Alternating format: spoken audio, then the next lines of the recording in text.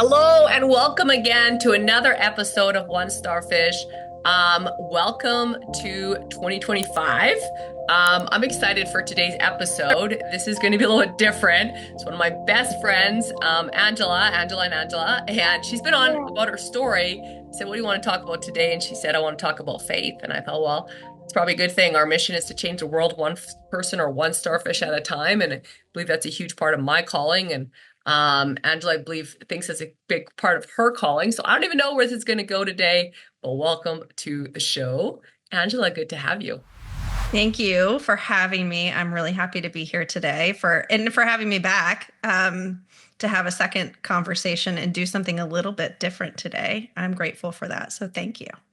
Awesome. Well, let's get into it. What did you all want to talk about today about faith? Tell me a little bit and let's go back and forth and see where this goes. Yeah. So it has become such a big part of my journey in the last 6 months to a year. And I had the opportunity this week to listen to another podcast that was hosted with a gentleman who is also Canadian, about his walk and journey and how much he relied on God. And it just got me to thinking about my own walk and journey and how much I've transitioned to relying on God. And I know you've been through a lot of health challenges in your life. And so it made me wonder, well, I know Angela's got a huge faith. Like, how did she start morphing into that? How did she start relying on God? So then I just thought, well, maybe we can have a conversation about how we both did those things. And maybe that'll help the viewers going into 25 to like, okay, where am I at in my journey? Cool. I like that. Well, my journey, I guess, Cliff Notes. I became a Christian at two, though I don't remember two. I do remember three. I was bawling. I didn't want to go to hell. And so I was like, please forgive me my sins and take me, and I'm taking you into my life. And I just remember saying that. I remember bawling. And that was when I became a Christian. So I was 3 years old. It's very Wow. emotional. And I've really never doubted it since, which I think is different than a lot of people. I've never doubted, like a lot of times people have different faith and different, and I'm not here, and we're not here to tell you Yeah. that kind of stuff, but I never doubted my faith. I never doubted who God was. I never doubted who Jesus was. I've never doubted any of that, really in my whole life, which I've been really blessed. At 10, I wanted to be baptized.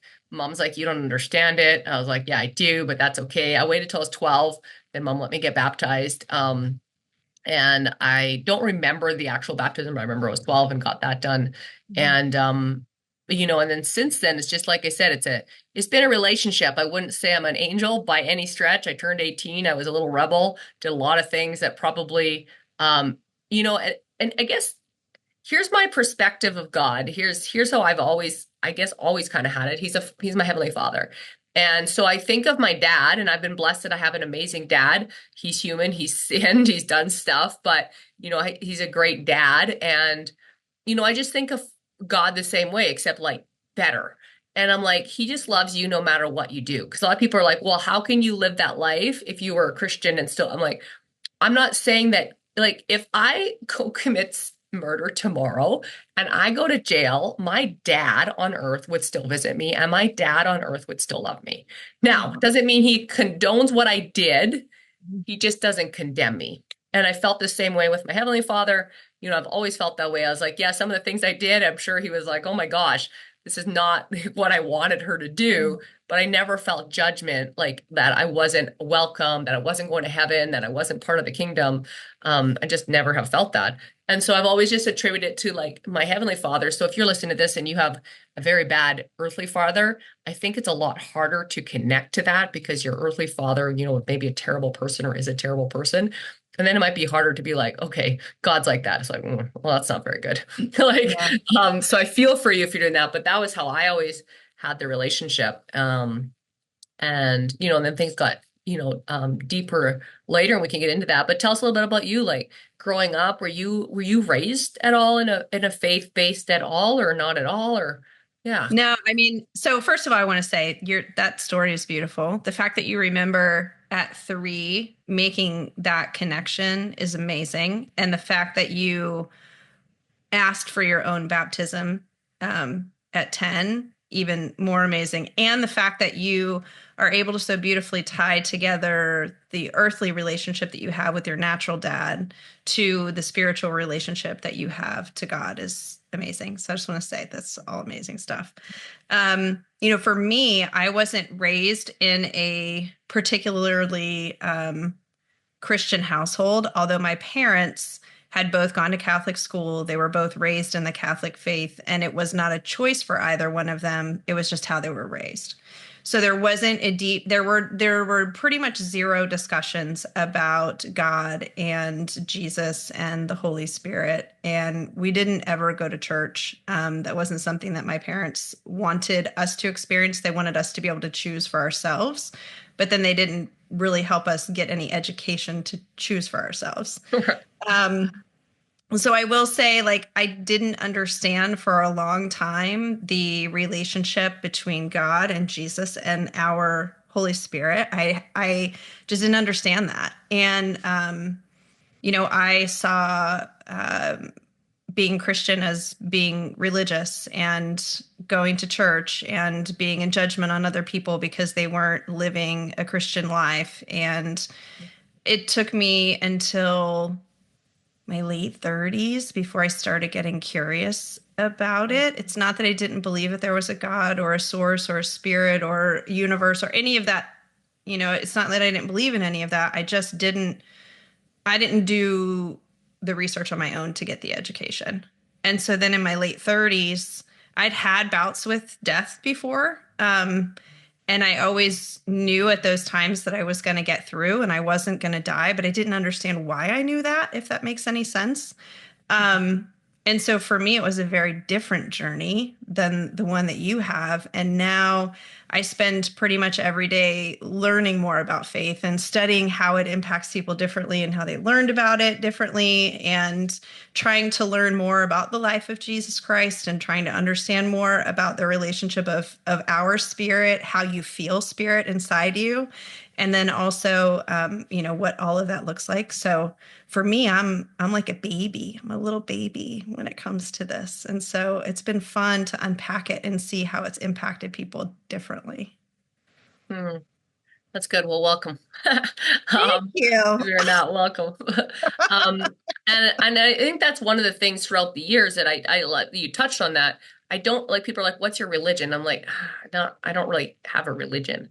Religion Mhm, to me is what causes fights. mhm, And and I have a very strong belief and a very strong relationship. There was periods throughout this where like I said, I turned 18, I kind of went rebel. I quit going to church. I didn't connect with our church. We were raised, so a little bit of our raising, I was raised very strict. We went to church every Sunday. We wore the same, like we had to wear the right colors. We had to wear the right clothes. We weren't allowed to wear pants. And it wasn't to do with Christianity. It was to do with other people's beliefs pushed uh-huh. on us. Mhm, And I want people to be really clear on that. That had nothing to do with actual belief. That had to do with yes. religion and people's forcing of different things that my Mhm, parents, mistakenly believed were right. And they say that they're amazing. By the way, I'm very close to my parents now. And so we were raised very, very strict. So when I turned 18, I kind of rebelled. And so I think that a lot of people, like I said, including my mom, was actually really worried about me because I kind of went from like little church girl, if you want to put it in that, to mhm, like crazy little girl redhead. And but I never changed my belief. And I think that was hard even for my mom to see because there was alcohol and there was stuff around me. mhm, And she was just thinking that I was just like I let go of everything. And I was like, no, like I just remember I was still talking to God every day. I was still like, he's just my relation, he's just relationship. We just chatted. Like we were just like you're just like my father. And and thinking back, I can see why a lot of people, especially my mom, was pretty concerned because I was living quite a crazy little mhm, lifestyle. Um, but I never thought it had to go to church. And then I found a church that I connected with, and I went back to church for a while, and then I, moved and lost that church for a while, and then now I'm in a really awesome church, and I absolutely love the environment. I love our pastor. I love the thing, and I think that that's a big thing. If you're listening to this, like if you're feeling judged where you're at, you're I'm not going to say you're not in the right spot, but you might not be in the right spot. yeah. like like Yeah. like you shouldn't be feeling no one can judge you everyone's a sinner, saved by grace. And Yep. so, no one can be like, well, I'm better. And so, no, like if you're going to heaven, you're going to heaven. There's no like tiers. There's no like Yeah. tier system. This is Yeah. my belief. Yeah. And Yeah. I like agree. and so I'm like, some people are like, oh, well, if you don't go to church, then you're in trouble, or you don't, read the Bible every day, or you don't pray, or whatever it is. I'm like, no, no, no. That's not like you actually read the Bible. And we studied the Bible growing up in Hebrew and in Greek. And so we had a lot of in-depth Bible study that I think a lot of people don't have. And I'm grateful that we did it because we really started studying, there's different kinds of love out there. And that's important to know. Hmm. And God's love is like the deepest love ever. Like there is nothing like it. And Yeah. so, um, he'll love you no matter what you do.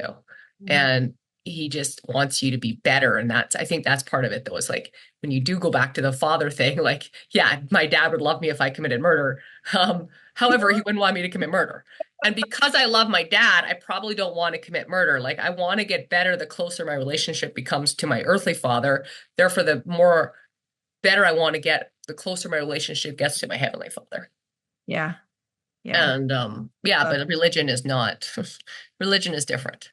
And Yeah, yeah, I agree. I agree completely. And it's one of the things that turned me away from finding a place to worship. And for many years, I still to this day don't have a place that I worship at on a regular basis. I talk to God every day, and I read the Bible, and I do study on my own, and I have some apps on my phone that help with that. But I don't haven't looked for a place. I want to find one. But I have, because of all of that, the judgment, the authoritarianism in a lot of churches, like I just haven't ventured out to figure that out for myself, but it's definitely something that I want to do. well, like I said, I'm really blessed with the church. I'm in. I've had a lot of people start to join me in my church, which has been kind of fun. Just because there's good energy. The pastor is like super hip, and so there's no like suit and tie and like I mean, there's people that wear that, but that's not the environment. Right. And so yeah, just like is finding where you fit in as a person, I think is really important because I think community is important, just Yeah. like anything else. But finding the people that don't, like I said, don't judge you. So if you're in a church and you're feeling judged, you're probably not like, just maybe move, go to a Yeah. different church because Yeah. that's not what Jesus was about. When the prostitute came or whatever you want to call her, he's like, who can throw the first stone? And he could have thrown a stone and he didn't. He said, I don't Yeah. condemn you. Go and sin no more. And so I think he tells us the same thing. Like, we know when we're not doing something that's right, but it's like, Mhm. it's not going to condemn you. It's just like, go and sin no more. Like, get better, Yeah. improve. Yeah, So, exactly. So I know you're in the process of moving and you do a lot of travel. So as you are nomading around, what does your worship look like then in the places that you go? Do you try to find? well, thankfully, it's online. Okay. So I just log onto my church online and listen to from wherever I am. And then normally I like take a picture and I tag them, and then they Mhm. know I'm in Mexico or I'm in Florida or where I'm at, and here I Oh, am. lovely. um, yeah, and like if I miss a Sunday, oh well, like that's totally okay. I think that's like I said, just that whole like, yeah, whatever works is important. And then my faith, we did mention, like with health challenges, my faith got deeper. So going even back, my parents named me Angela because it meant God's messenger. So not Mhm. that it happened to meet God's messenger, they I was her angel. And Yeah. so my first legal first name is actually Raylene. So when you listen to this, you probably don't even know that, but now you'll know. And so I had to be an R. Bradford. That was a family thing, whatever. But they wanted me to be Angela, and Angela meant God's messenger. And I always knew that. I have a sign that, I always got my meaning of my name. It's been up in my house forever. And then when 2019 hit, I got diagnosed with MS. That really shook me a lot. Just because I wasn't able to do the work that I was able to do before and make things happen. And I remember reading a book that was recommended to me in 2019, 2020, called The Circle Maker, highly recommended, on the power of prayer. It's my favorite book. I read it every New Year's now, I'm gonna by Mark write that. Batterson. And Mark Batterson has some really good books if you're Mhm. looking for books. Um, and so I read the book and I was like, wow, okay, so my name's Angela and I'm God's messenger and I need to step into this, and I'm Mhm. here for a purpose and I'm here for a reason. and my name is the name it is for a reason. And that's when I really think I started stepping into a little bit more. I still got a long way to go. But that's when I stepped in a little bit more of like, okay, this is not just a journey. This is like I'm here for a purpose, and my story needs to help other people. So I love that we're doing this.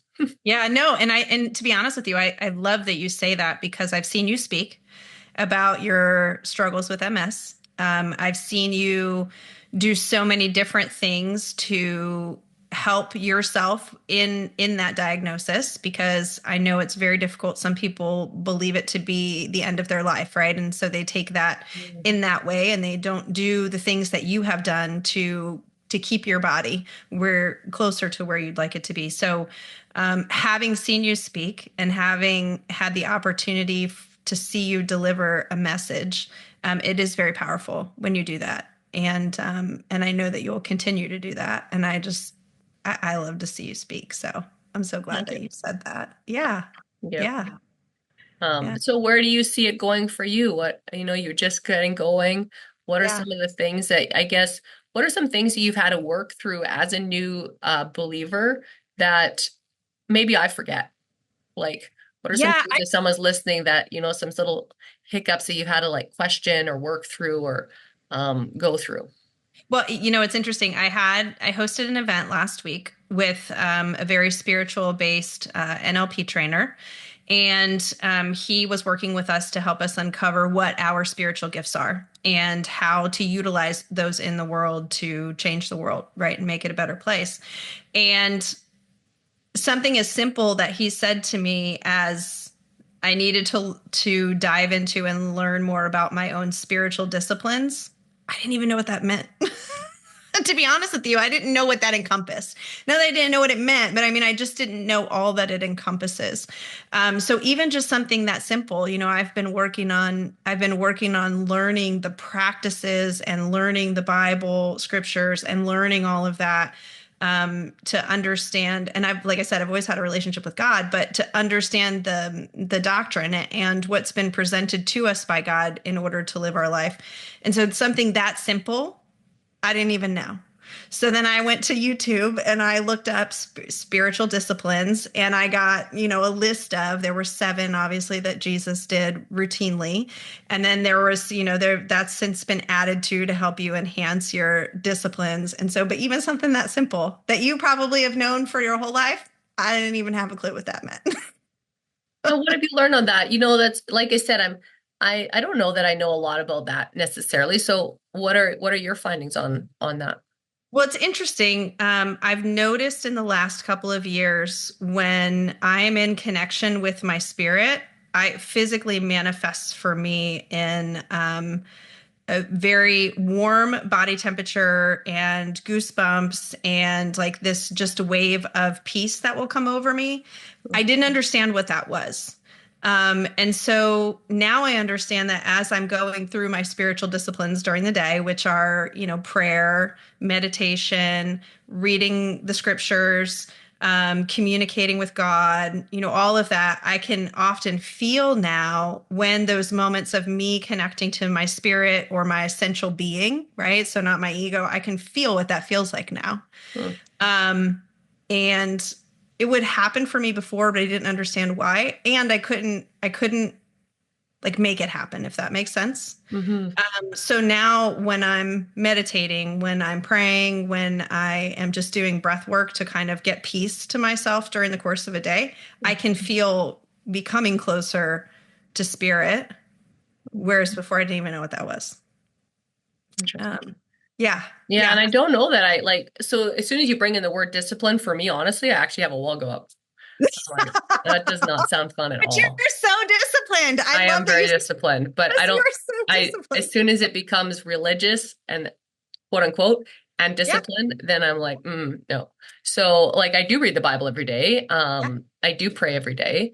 It's part of my routine, but it's just funny because you bring up discipline. I'm like, ooh, because we were yeah, raised very disciplined. So if someone's listening to this too, and which I think a lot of people were raised very strict, the word discipline might trigger you because it just yeah, triggered me. So yeah. like be be aware of that. And but it's interesting to hear how you talk about it because I'm like, huh. And for me, like I said, it's interesting because you have these warm, fuzzy feelings and stuff. I don't know that I ever really feel that. Like it's just sometimes I think, and so I think this is good for people listening because I mean you could have Mhm. either or, like neither one's right or wrong. It's just Right. different. And Yeah. like for me, it's just like it is. It's not like an excitement. It's not like, and maybe I could use some more of that. I like I like listening. I'm like, I should have some more of that in my life. Like I'm just kind of like it just is. It's kind of like I'm in like a literally. I mean, it's almost a 40-year relationship. So it's kind of like when I think about it, as I'm thinking out loud, I'm like. You're kind of in like the bubblegum stage of like newly dating. Yes. Yes. And Very I'm much. like 40 years married. Yeah. And I'm Very. like, I think, it's right. funny. So you probably have those moments where you're in connection with spirit, and because they've been happening for you for 40 years, you don't even notice it anymore. True. And I didn't notice it before I knew what it was. Right. And so it's interesting. And the word disciplines is funny. So we'll exchange it for practices. Let's just say practices. We'll use Yeah. that instead of disciplines. But Jesus fasted. He went into the mountains and fasted. He was in silence. He spent time alone. He prayed to God. All of those things are also spiritual practices that will get you in connection with that feeling. And so it's different for everyone. I know, like last week, we were in a group with 12 people, ironically. We didn't even notice that till after the first day. We were like, oh, there's 12 of us. So that was really a Interesting. little wild. And then everyone experienced spirit in a different way. And so everyone was kind of talking about what comes over them when they're in connection to spirit. Um, and for everyone, it is different. And to your point, nothing is right, wrong, or otherwise. It's just how we connect with God and how we feel in connection with who we were meant to be when we were created. Um, Mhm. you probably, it wouldn't surprise me knowing, obviously, I'm an Angela, right? So I also am a messenger. And since I have recognized that, there are moments, and you probably have them too, where you're in flow in conversation and it's your spirit connecting to the message that you're delivering. And that physical feeling, whatever that might be for you, is probably what you don't even recognize anymore because you've been in relationship for so long. I think so. Yeah, it just kind of is.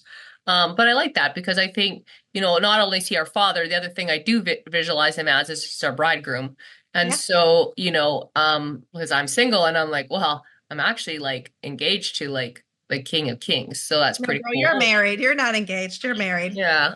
Which is pretty cool. And um, so yeah, I guess redating is a great idea. Like, it's a great idea to put into things. Reconnecting, re going through it. Yeah, because I think sometimes we get very so if you've been in, like I said, the faith journey for a while, I feel like sometimes I get kind of, I don't know what cynical is the right word, but just kind of like, yeah, just set. It just is what it is. And there's no like if you think of a relationship, yeah, it's like 40-year relationship. It's just like, yeah, we're good. Like we're good. There's no like Yeah. butterflies necessarily, but Yeah. really Yeah. good together. And so that's interesting that you have that, and that's kind of cool. I'm like, but I think you can probably re-wake those things if you, Oh, it's just a curiosity, right? yeah. It's with everything else. If you have a curiosity about it, they'll become things that you notice that you didn't notice before. And Mhm. then, I mean, everybody talks to God differently too, and that's also okay. There have been times in the beginning part of the journey with me really coming into my Christian faith where I literally asked God for a sign, like, give me a confirmation, show me that you love me, like, give me that, which was a very selfish thing for me to ask, but he showed up. Like I would be out for a walk and I would be, deep in sadness over something or pondering something and feeling really bad about it and wanting to just feel him love me.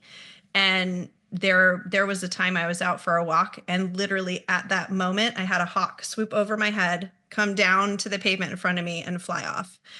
That we have hawks all around here, but what hawk is going to get close to you as a human being in that proximity and be to the point where he is so close to me I could feel the wind off of his wings. And so those moments are just beautiful, and if there is ever a doubt that he's with you, call on him and ask that question, and watch him show up, because he'll show up for you Yeah. 100%. Yeah. And I mean, I know we both listened to Ed and he talks about, how the universe and like quantum fields, all that stuff is very connected. And so I know when I was going to be moving, I was like, okay, I was reading a Gabrielle Bernstein book on the super attractor. And I was like, okay, it's about the attraction. And it's like, all right, you ask for a sign. And then that's like your sign. I was like, oh yeah, in the Bible there was a fleece thing too. So there's been signs there too. I'm like, okay, cool. So let's do this sign thing. So it's like, all right, let's ask for a ladybug. And because I was going to ask for a butterfly, but I just seen a butterfly the day before, and so I was like, Yeah. that seems a little bit like too easy.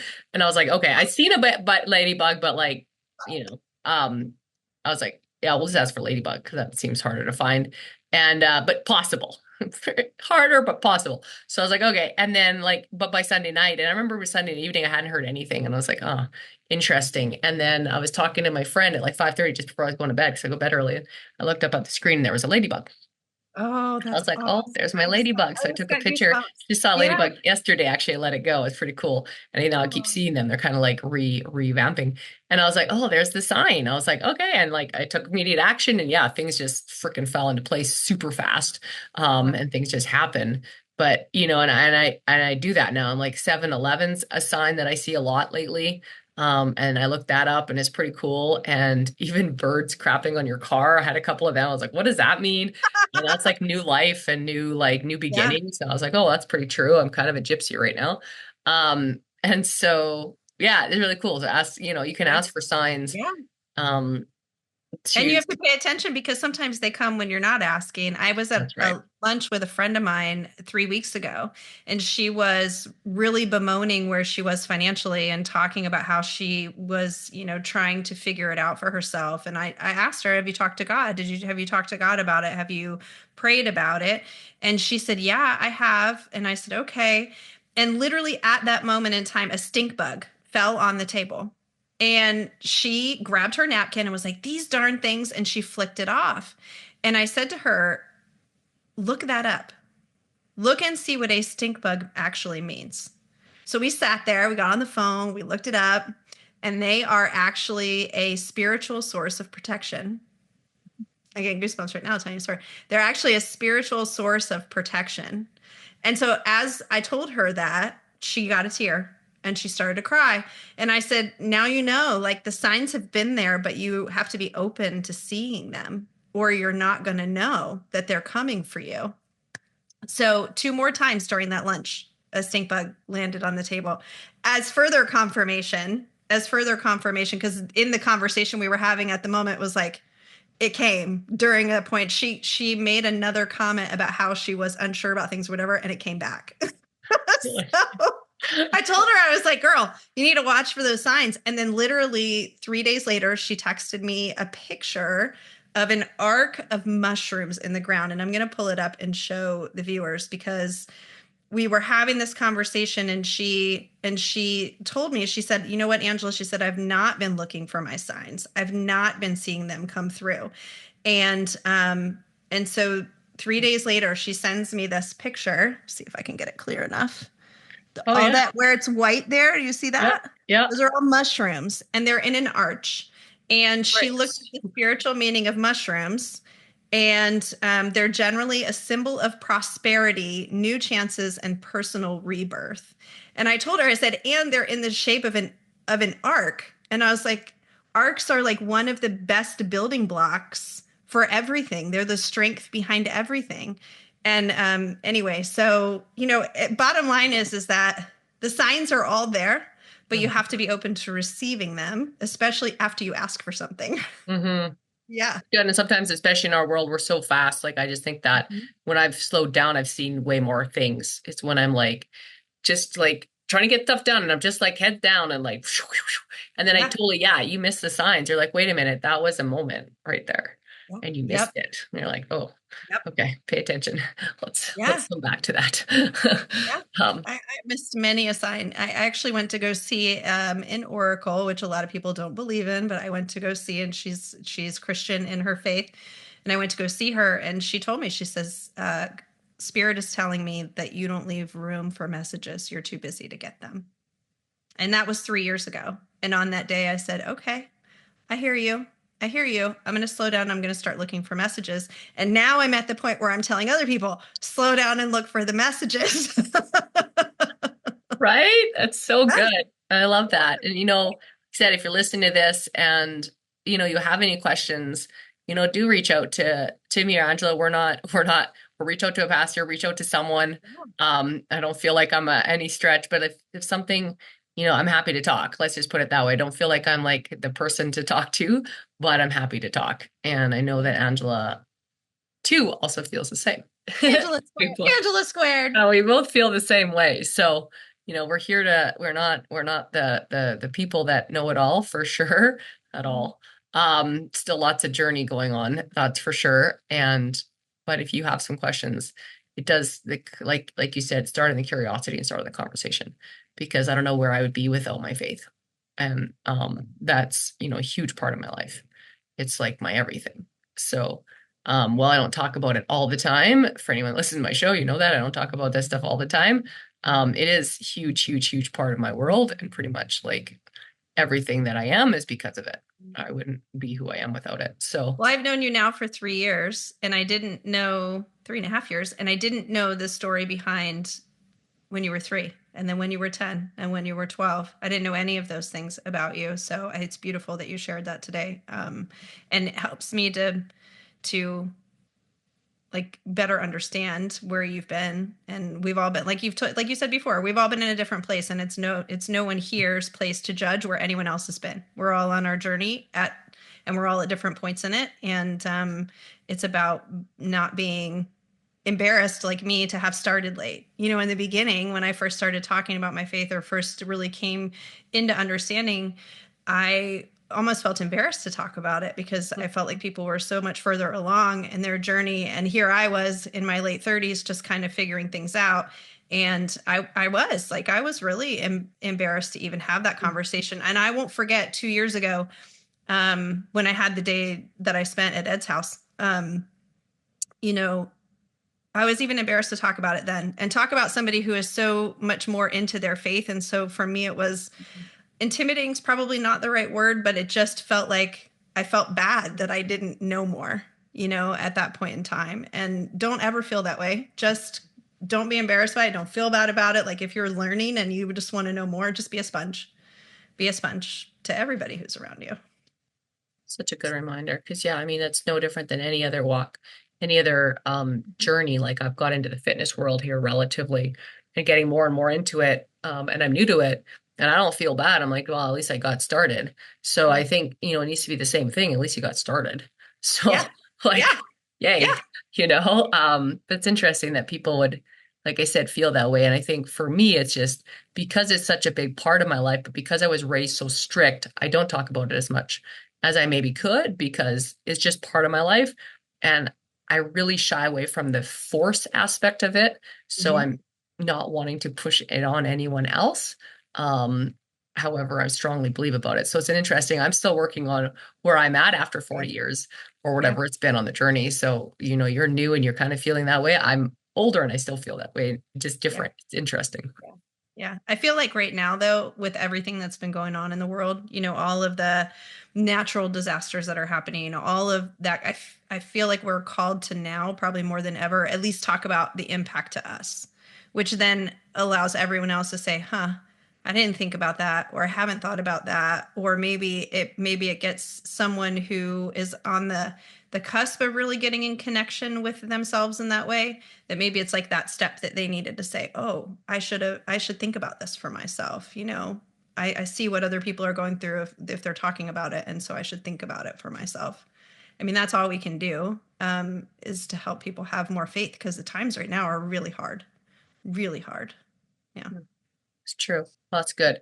Well, guys, hopefully enjoyed today's episode. A little different than normal. So we won't even go through our three final questions because it's just a back and forth. And hopefully you guys had some great takeaways. 2025 is going to be an amazing year. What do you need to do to make it incredible and to make it the best year of your life? And, just think about that every day and do one step forward to whatever that is.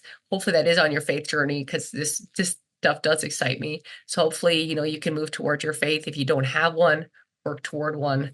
If you have one, get deeper with it. And I appreciate Angela calling me out to do this episode so that I could think more about my faith journey, and definitely got my wheels turning. So if you're listening to this, hopefully it's got your wheels turning. And, if you are faith, remember we're here for a purpose. We are a light, and we're here to help change the world one starfish or one person at a time. If we can do that, with one life at a time together, we can change the world. Thanks so much for being on. Thanks for having me.